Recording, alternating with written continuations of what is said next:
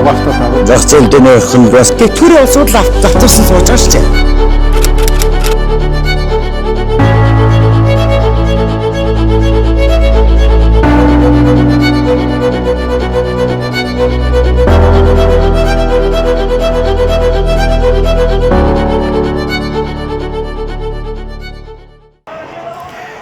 Сайн байцгаана уу үзэгчдээ.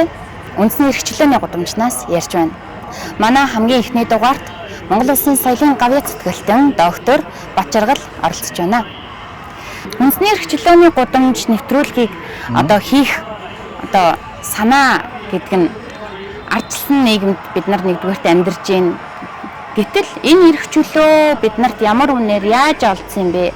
Одоо бид нар хувь хүмүүс бүрд хувь хүний эрхчлөө гэж яг юу юм бэ гэдгийг хүмүүсийн бодол, энэ нийгэмд амьдарч байгаа хүмүүсийн бодлыг, саналыг сонсох зорилгоор энэ нэвтрүүлгийг хийж эхэлж байгаа. Таны хувьд яг эрхчлөө гэж яг юу вэ? Тэгэхээр үзэгчтэй хүмүүндээ нэг туршилт. Тэр намаа харж байгаа телевизийн олон үзэгчид та нар нэг амьсгалаа ингэ төгжтэй, та ч гэсэн төгжтэй ингэ төгжтэй хэдэн минут ингэ. Та яаж вэ? Бачимдж байна тийм ээ. Нүүр чимэрч байна. Нүд бачимдж байна. Амьсгал давчиж байна. Довчхонтой өрмөр хөвгөл тийш явж шүү дээ. Тэгэхээр амьсгал гэдэг бол хүний амьдрал, яг хүнийх нь өөрийнх нь тусгаар тогтмол байгаа шүү дээ тийм ээ. Яг энэтэй адилхан эрхчлөө гэдэг бол тэр хүний өөрийнх нь тусгаар тогтмол байхгүй юу? Яг л усаагаар шиг. Яг усаагаар. Тийм. Энийг хэлнэ. Тэгээд бодож байна. За. Тэгвэл таны эрхчлөө усаагаар шиг хэрэгтэй юм бол таны эрхчлөө хаана дуусаад бусдын эрхчлөө хаанаас эхлэх вэ? За тэгэхээр таны энэ асуултанд хоёр түлхүүр үг байлээ тийм ээ. Тэгэхээр эрхээ мэдэх, үүргээ мэдэх, эрхчлөө гэдэг юм гурван энзим яваад байгаа байхгүй юу? Тэгэхээр эхний ээлжинд бий бол эрхээ мэдэх, үүргээ биелүүлсэн цагт хүн жинхэнэ эрхчлөө. Ялгаатай бас миний эрхчлөө хизээ хязгаарлагдах гэхээр бусдын эрхчлөөд хүндэтгснээр миний эрхчлөө хязгаарлагдана. Бусдын эрхчлөөг би ойлгосноор миний эрхчлөө жинхэнэ утгаараа биелнэ гэсэн. Тэг бодож. Одоо чинь ингээд өдөр тутамд ингээд таны хувьд өдөр тутамд нийгэмд ч гэдэг юм уу, янз янзын ажлын байрны орчинд ч гэдэг юм уу, өөр юунд гэдэг тийм зүгээр дэлгүүрт ороод гарахад ч гэсэн хаяада таны эрх зөрчигдөж болно шүү дээ тийм. Яг тийм нэг юм дээр бодит тийм кейсэн дээр яриач та.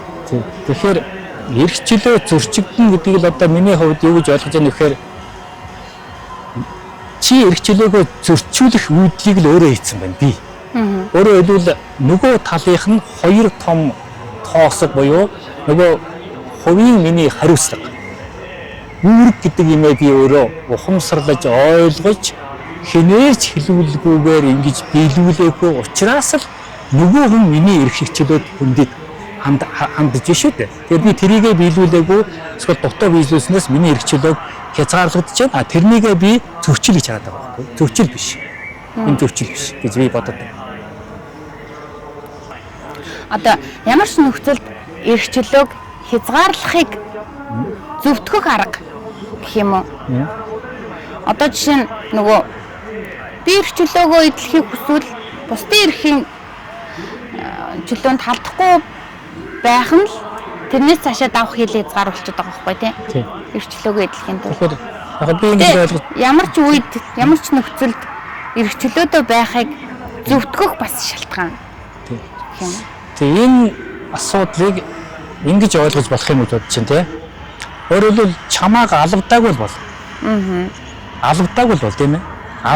Алавдаагүй бол чиний хийсэн хариуцлага, чиний хийсэн амжилт тэрийг зөвхөн хувь хүн чи өөрөө л үүрнэ. Тийм учраас энэ сая яддаг тохиолдол дээр бол хүн өөрийнхөө эрхчлөөг хязгаарлуулахгүй байхын тулд тэр үүрэг гэдэг би нэ баяр ярьж шít. Тэр үүрэг гэдэг нь ямар нэгний хийх гэдэг юм ерөөсөө биш байхгүй юу? тэр үүргээ биелүүлнэ гэдгийг л миний ойлгож байгаагаар энэ хорвоод одоо хүн болж төрсний одоо тэр амин чухал одоо хэлхээ холбоосныхоо төлөө төлж байгаа үүрэг гэж хүн өөрөө ухамсарлал яг хөө жинхэнэ нөгөө үүргээ энэ хэлүүлэхгүй биелүүлээд үүргээ хариуцлагаа биелүүлээд явчих юм бол чиний эрх эрхчлөлөө хязгаарлахдаггүй л нөхцөлд очино. Хязгаарлахдах нөхцөлд очино гэдэг бол тэр нийгмийн өмнө, бусдын өмнө, их эцгийнхээ өмнө одоо өөрийнхөө өмнө хүлээх үүргээ хариуцлагаа биелүүлээгүй тохиолдолд хязгаарлагдсан байдалд очиж байгаа юм гэж ингэж бодоод байгаа. Тэгээд ингэж бас болох нь зүгээр би бодлоо. Яг эндээс нэг зүйл гарч ирнэ. Одоогийн ойлголтоор даварсан эрх чөлөө гэж. Энэ одоо нийгэм байна тийм ээ. Энэ хит даварсан эрх чөлөө гэж юу хэлмэхээр үүрэг хариуцлагаа биелүүлэхгүй хариуцлагаа умартсан тохиолдолд энэ даварсан эрх чөлөө гэдэг нь одоо гарч ирдэг байгаа. Энэ даварсан эрх чөлөө гарч ирэхийн хажуу зэрэгцээгээр энэ эрх чөлөөг бол одоо энэ судлаачид болоод манай соён гээгээрс нийгмийн зүтгэлнүүд одоо хүний хамгийн одоо юу гэдгийг үл үтх зан аран шин гэж зэрлэгсэн одоо юу гэж эрх гэж хэлээд байгаа байхгүй. Тийм зэрлэгсэн эрхийн жишээ сая өөрөө хэлэр гэсэн тийм жишээ нь яаж ирэхээр өнөөдөр ингээд хүмүүс нийгэмд их олон байна. Сайн сайхан юм хийж байгаа хүнийхээ тухай одоо эсвэл тэрийг муулах, өнцөг сэв хайх тийм ээ. Эсвэл хийснийг нь одоо өгөөсгөх гутаах ийм хандлага энэ нийгэмд нэлээд их газар авч байгаа байхгүй юу? Гэтэл өөртөө яг би юу хийчих вэ? Яг яачих вэ гэдэг асуудал дээр бол байхгүй. Би энэ дээр нэг ганцхан одоо нэг өөрөөсөө өөрөөсөө илүү ухаан хүний үг хэлье. Одоо зангадгаа дуучин та хоёр бүгдээ мэднэ тийм ээ. Зангадгаа ингэж хэлсэн байдаг чинь маш чухал онцтой. Би хариуцлага дэг журам гэдгийг л бүр ястал биелүүлж явдаг хүн шүү. Ер нь Монгол хөрс шороон дээр энэ хүй цэглэсэн хүн бүр хариуцлага дэг журам сахилга бат гэдэг гурвыг л яс сайн сахиад өмнөх ажиллаад хийгээ явуул энэ улс, энэ дэлхий, энэ орон, энэ аймаг, энэ хот, энэ сум чинь их сайхан хөгжих юм биш үү гэж хэлсэн. Яг энэ бол нөгөө хүн үүрэг хариуцлага ухамсарлахын хэрээр л чи жинхэнэ аз жаргалтайгаар эрхчлөөгөө эдэлдэг шүү гэдгийг санааг л одоо хэлсэн юм л гэж би одоо бодоод байгаа юм да. Яг эрхчлөө гэдэг нь юу хүснээ дураараа хийх биш юм байна. Эрэг биш юм аа. Харин одоо үүргээ биелүүлсний ард дээр танд боломж олгодог зүйлийг л эрхчлөө гэх юм аа. Тэгэхдээ яг хөө тэр эрхчлөөг хүн биелүүлэхдээ тэр хүн хинээс төрсөн хамаа. Тэр хүн улсын ямар өнцгөөс төрсөн хамаа байхгүй. Тэр хүн одоо юу гэдэг санхүүгийн ямар боломжтой байх нь хамаа байхгүй тийм ээ. Энэ бол би түрүү хэлсэн. Энэ бол ямар ч хамааргүй. Гарал үүс нь хамаагүй. Ямар албан тушаал гарчдгийг ч хамаа байхгүй. Гагцгүй энэ дэлхий дээр хүн бол төрсний тэр одоо алтан сайхан аз завшааныг хариулж байгаа хариулт юм шүү гэж хүн бүр ингээд боддог бол жинхэнэ үүргээ биелүүлээд тэрний ард өөрөө аз жаргалтайгаар эрхчлөөгөө эдлээд аз жаргалтайгаар амьдрын шүү гэдгийг л одоо энэ ухаантай хэлээд байгаа юм. Би тэрийг л одоо хэлэхдээ оролдож байгаа хэлбэр байхгүй санаа. Таны яг хувь хүн тал дээр гэр бүл тал дээр одоо ажил мэргэжлийн тал дээр ажлын байрны тал дээр тий яг та эрхчлөөтэй байж чадчихна. Тий. Би эрхчлөөтэй байж чадахгүй гэдэг нь энэ надаас л гай. Тийм ээ. Би энэ нийгмэр одоо энэ эрхчлөөтэй хүнд эрхчлөө олгохын тулд хоёр том хязгаарлалт энэ ус ямар нэгэн төр байдаг байхгүй тийм ээ. Нэг нь бол хүн өөрийнхөө ухамсараар миний одоо эрх эрхчлөө бол бусдын эрхчлөөг хүндэснээр миний эрхчлөө хангадна гэдэг энэ хүн ухамсар дээр нь тогтож явдаг нэг үндэс байгаа юм. Нөгөөх нь хүчтлийн үндэс, албадлын үндэс. Тэр нь та бусдын эрхчлөөнд талдж болохгүй шүү гэдгийг хуулиар нь, дүрмээр нь, журмаар нь ингээд зохицуулдаг байхгүй юу? Тэгэхээр би нэг дугаард өөрийнхөө ёс суртахууныхаа суурьндээ суурилсан миний эрхчлөө бусдын эрхчлөөний үндэс юм шүү гэж бодоод би эрхчлөөтэй ажиллаа явж байна. Нөгөөх нь би тэгж чадахгүй бол төр одоо нийгмээс надад одоо хүчээр тулгаж байгаа хууль дүрмүүдийг би биелүүлэх бодно. Тэгэхээр би альгаар нь явбал аз жаргалтай бол би нэгдүгээр нь явбал аз жаргалтай. Нөгөөх нь би хууль дүрм биелүүлээд л тэрнийхээ төлөө эрхчлөөгөө эдлэх гэж яваад байгаа. Ийм л хөнгөлж байгаа байхгүй. Тэгэхээр миний санааны ард юу нуугдаж байна гэхээр одоо өнөөдөр хууль дүрмгүй ард түмэн гэж байхгүй шүү дээ. Тэгэхдээ Яг хөө ирээдүйд гэдэг нь одоо хэдэн 10 жилийн 100 жилийн дараа ч үгүй. Ирээдүйд энэ хууль дүрм чи хэрэггүй бүх хэмийг ёс суртахууны хэм хэмжээ зан заншил дээр хүмүүс суурьждаг болвол илүү их амар хэлбэр амьдрах гэдэг. Энэ тохиолдолд жинхэнэ над жаргалтай одоо ирээд олддгоо эрдэнэшээ хэрэгчлөөгөл эдлэх юм аа л гэсэн одоо ийм одоо философик ийм одоо ийм үзэл санаа байдгийг. Тэрийг л одоо хэлмээр. Хууль тогтоомж гэдэг нь хэрэгтэй юм болов уу? Нийгэм дээр одоо 10 хүн байлаа гэхэд л 2 төслөө үзэлтэй тий нэг 2 3 эерэг одоо 2 3 дундаж үлдсэн сүрэгч гэдэг юм уу тий ингээд байдаг учраас энэ бүх хүмүүсийг нийтлэг ингэж барьж хэм хэмжээтэй байлгах нь одоо баг хууль журмын утга учир нь тэндээ байгаа хаа. Тэгээ цаг хугацаа яг өнгөрсөн ч гэсэн яг ийм дээд ёс зүй, дээд ухамсар ингээд төлөв бүх хүн жигдхэн төлөвшөөд ингэсний ар дээр л ёстой таны хэлдгээр л эрхчлөөний жаргалыг бид амсах бах тий. Тэгэхээр энэ чиний ярьж байгаа ёс суртахуунгаа чи маш олон удаа ярьлаа. Энэ бол маш зөв л доо. Тэгээд ер нь ёс суртахуун гэдэг энэ юм тийм үү? Яг нөгөө талд нь энд нь юу? Яг хүмүүс ёс суртахуун гэж ер нь юу хэлэх гээд нэг бол тэгээс шудраг ёс л байдаг байхгүй юу? Тэгэхээр энэ шудраг ёс алдагдаж байгаа, энэ дээр дургу алдагдж байгаа, энэ зүйлийг нийгэмд их байна. Тийм учраас шудраг ёс байхгүй бол энэ нийгэмд үлдэх үн цэнтэй зүйл юу ч байхгүй болно гэж том ухаантай байсан. Тэгэхээр саяын чи өөрөө хэлээд байгаа зүйлдер бол хоёр янзын юм байгаа байхгүй яг нь өнөө үеийн хүүхдүүдийн хүрээнд бид нар энэ асуудлыг яат явах вэ гэж хоёр. Нэг нь бол энэ хүүхдүүд чинь миний үе биш. Одоо өөрийн чинь ч үе бас биш юм шиг байна. Яг одоогийн хүүхдүүд бол технологийн иргэн дээр амьдарч байгаа энэ захин технологийн уугуул иргэд. Хүнээс тусламж авч, хүнээс зөвлөгөө авч, хүнээс одоо юу гэдгийг мэдлэг боловсрол авахаас илүү бие даасан технологийн хөгжилтөд суурилсан хүүхдүүд явж байгаа. Тэгэхээр технологи нөгөө хиймэл оюухан хоёр найзлаад ирэхээр нөгөө хүүхэд тэр хоёр найзлаад ирэхээр энэ талд юу байхгүй гэхээр жинхэнэ амьдралын ёс суртахуун бодит амьдрал чинь байхгүй болно. Тийм учраас миний санаа бол ер нь одоо энэ ёс суртахуун энэ хүүхдийн хүмүүжил төлөвшлээс ярихаасаа илүү хамгийн чухал нь зүгээр л одоо олон битгээр тэгвэл одоо би чи та бид одоо сууж байгаа үзэж байгаа та хэдэн хүүхэд өөрийнхөө л хоёр хүүхдийг та гэр бүлийн үнэн зөв суур хүмүүжилтэл хүмүүжүүлж. Тэгээд л одоо бусд нь цааш явах тийм ээ. Тэгэхгүйгээр тэр сургуулийн даатгаад, их эзэн даатгаад, багшлын даатгаад, нийгмийн даатгаад гэвэл энэ юусоо явахгүй. Тийм учраас Европч ч одоо тийм болж байна. Гэрийн сургууль, гэрийн хүмүүжил ийм л юм байна. Тийм шүү. Угсаал яг л одоо ингээд нөгөө нэг санаа зовдөг штеп. Ээж хүн л болсон хойно, эцэг хүн л болсон хойно тий. Би хүүхдээ зөв өсгөөд байдаг. Гараад миний хүүхдэд одоо эрхчлөөг нь хүндэтгэх, ёс суртахуунтай хандах тийм ингээд хүрээлэл байна уу гэж. Өнөөдөр яг үндсэндээ одоо ийм нийгмийн ёс суртахууны талын нэвтрүүлгийг хийж байгаа нь яг үндсэндээ би өөрийнхөө төлөө биш. Ирээдүйд миний хүүхдүүд л арай нэг юм эерэг нийгэм төсчөөсэй, нийгэм дахиад нэг 5 10 жилийн дараа өөрчлөгдөжөөсэй гэдэг утгаараа л хийж байгаа. Тэгэхээр ингээд одоо би өөрөө чинь бас өөрөө нэлээд бас судалгаа хийсэн шиг надад санагчлаа. Тэгэхээр яг одоо өнөөдөр амьдарч байгаа хүүхдүүд шүү. Жишээл одоо өнөөдрийн одоо 1 наснаас одоо 12 насны хүүхэд, за энэ 20 насны хүүхдүүдийн чинь бол одоо зэт үеийнхэн одоо айл буuyхан ярьж штэ. Эднэр бол ийм сони юм билээ. Цаанаасаа одоо өвгдөл нь. Одоо бид нар чинь бүгд өвгдөлтэй явж штэ. Байгаль дэлхийгээс өвгдөл. Эдний өвгдөл бол хүн төрлөختний материалын ертөнцид одоо шунаж амьдардаг тэр олон мянган жилийн энэ давтамжийг арилгаад хүн оюун санаа, сэтгэхүй, дотоод ертөнц биеийнээ хайрлах, дэлхийн ертөнцөө аврах энэ оюун ухааныг эрхэмлэх ийм цаанаасаа өвгдөлтөд төрсэн энэ хүүхдүүд байгаа.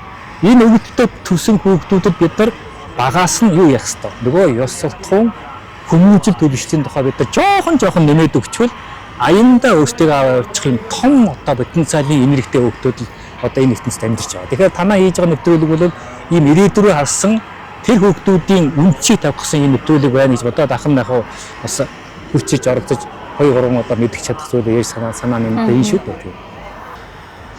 Хууль тогтоомж эрхчлөөг хамгаалдаггүй, хязгаарлагдаггүй. Энэ хоёр ойлголт байна. Ер нь бол хууль тогтоомжийг яаж гаргадаг вөхөр хүний эрх хэрэгчлөөг л одоо тэгш болохын төлөө хязгаарлах биш, тэгш болохын төлөө.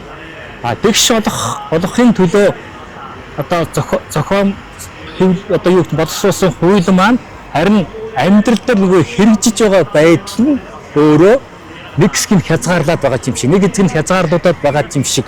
Тэгэхээр энэний ард юуг нууж ихэрэг хуулийг бүх хүн тэгш хэрэглэх хууль нийцсэн соёлтой амьдрал дасан зохицоогүй учраас ийм зөрчил үүсэж байгаа. Ингээд аяндаа хуулийг соёл гэж ойлгоод иртлээ бас ч их зай байна. Тэгэхээр тэр хууль гэдэг юм чинь байхгүй болчих гээд шүү тийм ээ. Миний төрөө. Тэр бол маш удаан хугацааны дараа. Гэхдээ нөгөө насаараа төрийн албан хаагч хийсэн юм тий. Ер нь төрийн албан хаагч хийж ингээд амьдарч байхад таны одоо ирэх ингээд зөрчигдөжсэн зүйл байдаг уу? Таны хувийн орон зай. Таны хүний үзэл бодол юм уу тий?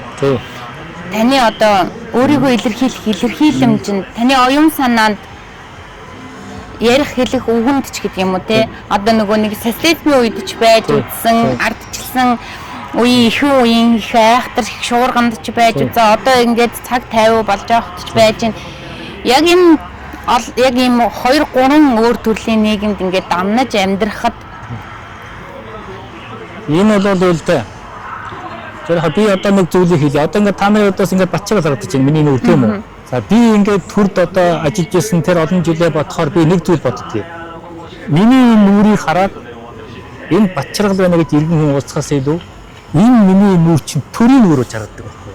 Тэгэхээр төрийн хүн бол ямар ч хүнтэй уулзахдаа намаа харсан хүн чинь миний нүрээр төрийг хэмжүүлж би төрийн нүр царай болж байгаа юм шүү гэдэг энэ ёс суртахууны маш өндөр ийм сайхан юу гэдгийг чамрыг өөртөө шингээж явал тэр чиг төрийн жих хүн болдог. Гэхдээ чиний асуултандаас хариул энэ үнэн. Төрчин заримдаа хүний эрх хэрэгчлөөг ямар нэгэн үйлдэлээр хаач хязгаарладаг, эсвэл дарамтлагдаг, эсвэл нээдэг юм шүү дээ гүндээ. Тэгэхээр би бол одоо шил миний эрх хэрэгчлээ хязгаарлаж гэсэн үг бий. Одоо би жоохон ажиллаж шүлүүлэгдэд 2-3 жил явж ирсэн, шүүх тамгийн газараа яваад буцаад ажил орж ирсэн. Миний буруу шийсэн. Тэгэхээр энэ хин үү? Төр миний үйл ажиллагааг буруу бүгсэн байна. Тэгээ төр ихтэй чи амьгүй шүү дээ. Төр ихэд тэнд сууж байгаа нэг хүн шүү дээ. Тэнд сууж байгаа нэг хүний үзэл бодол, үйлдэл эргээд буруу үйлдэл нөгөө хүнийхээ эрх чөлөөнд халдж байгаа байхгүй. Тэгэхээр тэр төрийн албан хаагчнууд миний явуулж байгаа үг үйлдэл бүр бүтэн байх ёстой. Үг үйлдэл бүр хүний эрх чөлөөг дээдэлсэн, хүний эрхийг дээдэлсэн үг үйлдэлийг би хийдэг байгаас гэж бодох нь жинхэнэ төрийн албан хаагч болж байгаа юм гэж одоо харж байна.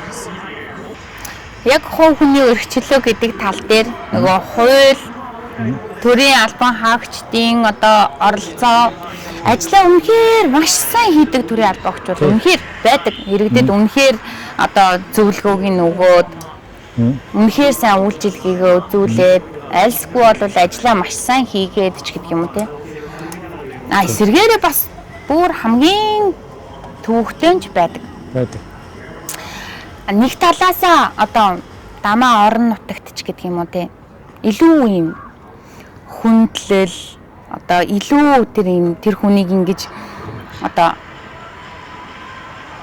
өөрөөсөө ингээд нэг юм дээшээ одоо юу гэдгийг те байр суурь өндөртэй гэдгийг мэдрүүлж ийж одоо нөгөө одоо мөнгө хахуул хүсгүй маа гэхэд ядчил харилцааны бүр маш их одоо юу хүсдэг хүндлэл хүсдэг ч гэх юм уу те орон нутагт одоо өөр газар одоо өөр газар ч гэсэн ялгаагүй тиймэрхүү зүйл ер нь бол энэ Монгол улс тэр даяараа байдаг асуудал.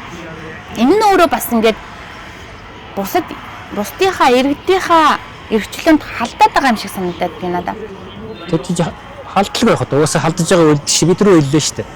Тэр төрийн албан хаагч маань өөрөө өндөр мэдлэг боловсролтой байх энэ нэр нь ямар ч хамаагүй шүү дээ. Энэ өндөр хөгжилтэй оронд төрийн албан хаагчийг бол тэр хүнийг ойлгодог уу? Хүнийг хүндэлдэг үү? Хүнийг одоо сэтгэлийг уншиж чаддаг уу? Хүнд тусаж чаддаг уу? Хүний одоо мэдрэмжтэй шийдвэр үйл ажиллагаа явуулж чаддаг уу гэдгийг үндсэн том шалгуур үзүүлж болж авдаг байхгүй юу? Тэгээ тийм хүн ажилдаа орчихоо дараа нь мэргэжлийн хувьд амрах өсөн шүү дээ. Манад эсэргээрээ тэр хэн хууль дүрм сайн чийжсэн байна вэ? Хэн олон сургууль сертификатыг удаан өмнө төгсөж төрийн жинхэнэ мэргэсэн албан хаагч болж хуйгалсан байна уу? Тэр хүн хэн энэ одоо юу гэдгийг зарим тохиол хэн энэ намынхад болоо гүйж энэ намд тусалсан байна уу? Хэн энэ сонгуульд тусалсан байна гэдэг нөгөө нөхдүүд авчиад тавьчих нь тэр нь харахад төрийн албан хүн боловч Үүнийг иргэдэг сэтгэлгүй дотоодоо юм шиг суулж байгаа байхгүй. Энэ асуу. Тэгэхээр нөгөөдөө чинь тэр иргэн хүний эрх чөлөөнд халдсан, мэдлэггүйгээсээ, чадваргүйгээсээ иргэн хүний эрх чөлөөнд халдсан шийдвүүд гаргаад хүний эрхийг зөрчөөд нөгөө иргэн зөрчигдсэн иргэн хүн чи яах вэ? Дахиад өөдөөс нь зөрчил гаргана. Би ийм гэдэг. Тэгээ энэ хоёрын хооронд тэмцэл болно. За ийм л юм байна. Яг би нөгөө нэг угаасаа одоо хувь хүний эрх чөлөөнд ч гэсэн угаасаа харилцаж байгаа хүн л миний эрх чиний эрхээс дээгүүр шүү гэдэг хандлага гаргацгаад энэ өөрөө ерөөсөө төрийн иргэн хоёрын хоорондох харилцаач бай, захирал ажилтан хоёрын хоорондох харилцаач бай, тий. Одоо эцэг их хүүхдийн хоорондох харилцаач бай, тий. Хэн нэгэн нь л харилцаанд орж байгаа хоёр талын хэн нэгэн нь би чамаас давуу шүү гэдэг л байр суурь гаргахчвал энэ өөрөө тий энэ би зөвхөн концепцийн нэг санал төвшүүлээ заяа. Энэ манай Монголын төр хийгээсэй гэж боддог. Өөр оронд чинь одоо та нар одоо төрийн захиргааны ажилтан гэж хэлдэг үү? Бүгд тэгдэг тийм. Аймгийн захиргааны ажилтнууд, боловсролын захиргааны, төрийн захиргааны албан агч ярьдаг тийм ээ. Гадаад оронд нийтийн алба гэж ярьдаг шүү дээ. Төрийн захиргааж ярьдаг уу?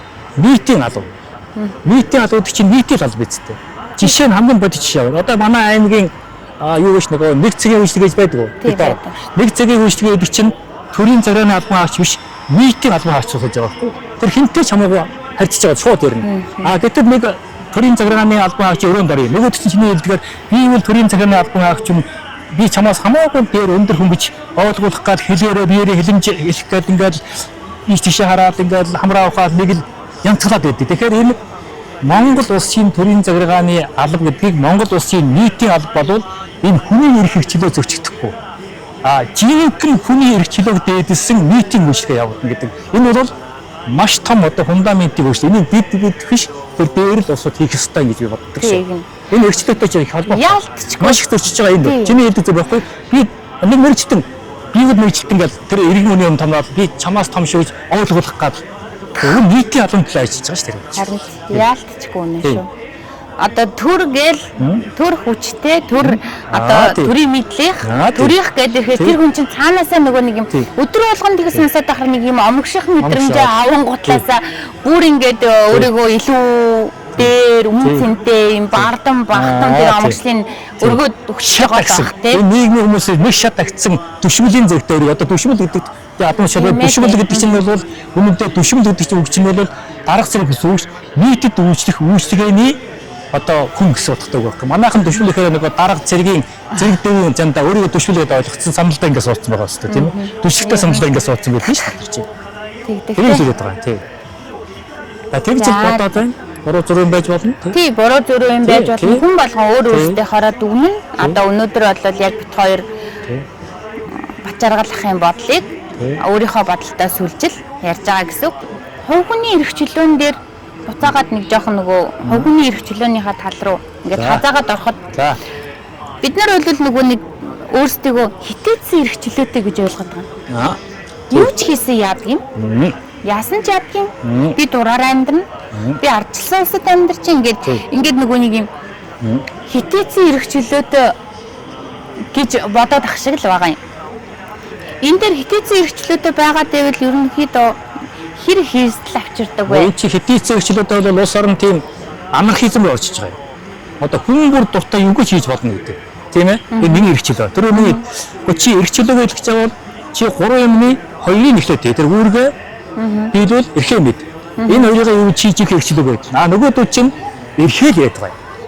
Тэгэхээр би одоо жишээ хэлээд энэ буруу гэж болов шүү. Би зүгээр дархан 20 минутын хот гэж би нэг жижиг нийтлэл хийсэн хүмүүсээ үлээ зөв гэж байгаа юм. Жишээ нь одоо юу гэдгийг хэдийц эрх чөлөө байхгүй.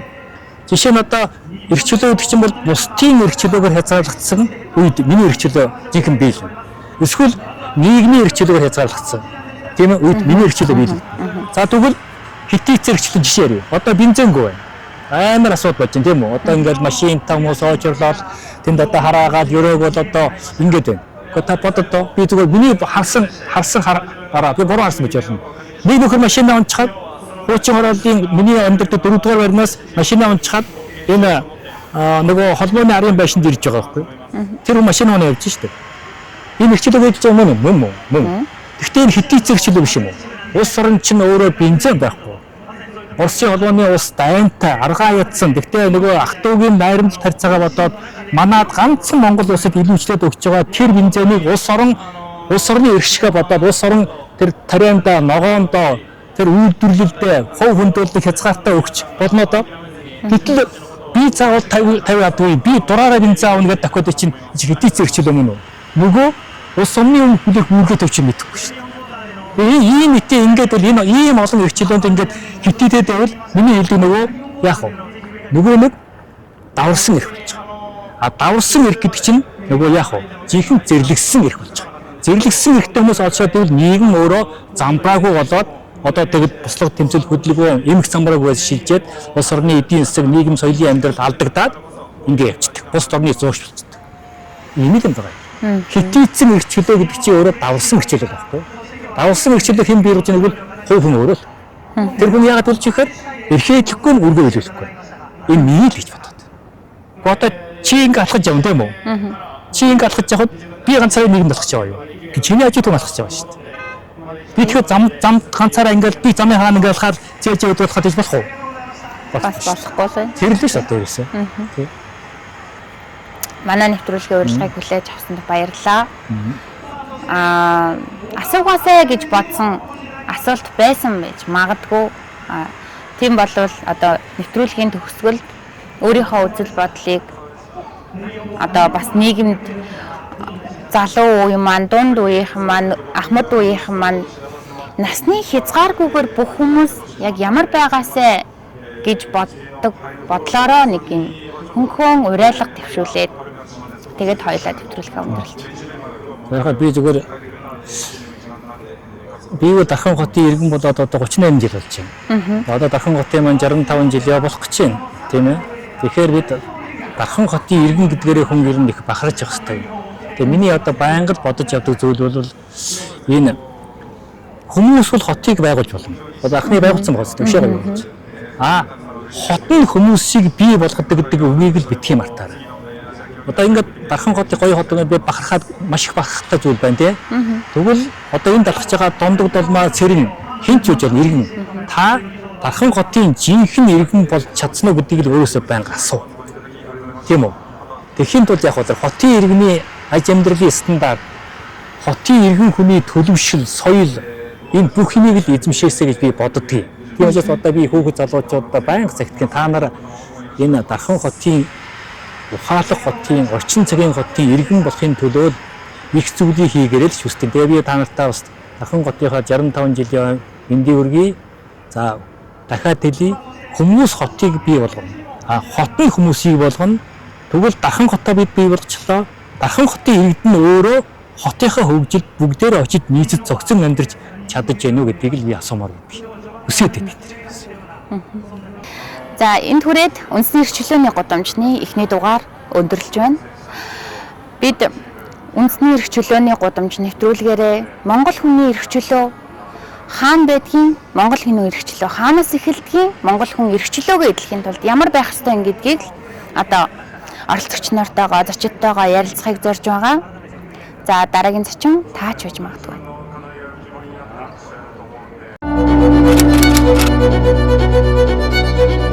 Шинэ дугаартаа зах зээл дэнийх нь бас тэр улсууд л автарсан сууж байгаа шүү дээ.